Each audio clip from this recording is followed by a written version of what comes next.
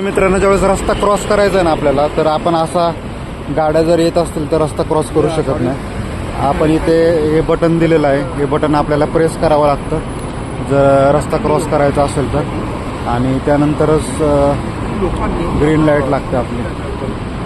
तर मी हे button press करतो.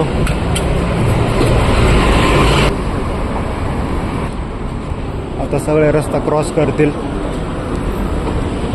आणि गाड्यासुद्धा थांबतात. म्हणजे ज्यावेळेस माणसांचा क्रॉस करण्यासाठी ग्रीन सिग्नल येतो त्यावेळेस गाड्या सगळ्या जागेवर थांबतात.